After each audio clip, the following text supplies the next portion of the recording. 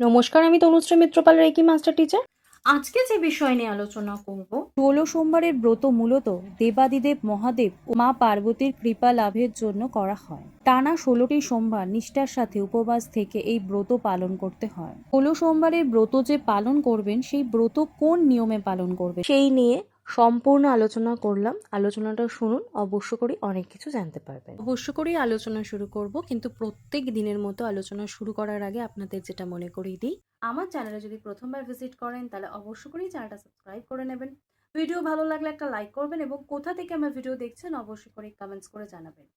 তার সাথে সাথে ভিডিও প্রচুর শেয়ার করবেন, যাতে এই ভিডিওর বেনিফিট সকলে নিতে পারে। প্রথমে শিবলিঙ্গ স্থাপন করবেন বাড়ি বা ঠাকুর ঘরের উত্তর মুখে। পাত্রে বেলপাতা, চাল, ফুল, ধূপ, চন্দন, কর্পূর সহ রেখে দিন একসঙ্গে। স্নান করে সাদা পোশাক পরে শিবের পুজো করবেন দিনের বেলা, আর সন্ধেবেলাও ফের একবার পুজো করবেন, তারপর খেতে হবে। চেষ্টা করবেন এই দিন শিবের যে অষ্টোত্তর শতনাম রয়েছে সেটি পাঠ করতে। কোনো দোকানে এই বইটি পেয়ে যাবেন।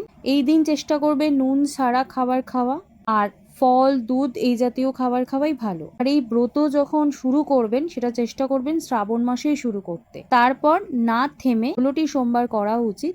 আপনার যে কোনো মনের ইচ্ছা আপনি পূরণ করতে পারবেন। অবশ্য করেই এই ভিডিও মিস করবেন না, প্রচুর প্রচুর শেয়ার করুন যাতে সকলে এই ভিডিওর বেনিফিটস নিতে পারে। তো আজকে আমি আলোচনা এখানেই শেষ করলাম। সকলে সুস্থ থাকবেন, ভালো থাকবেন। নমস্কার।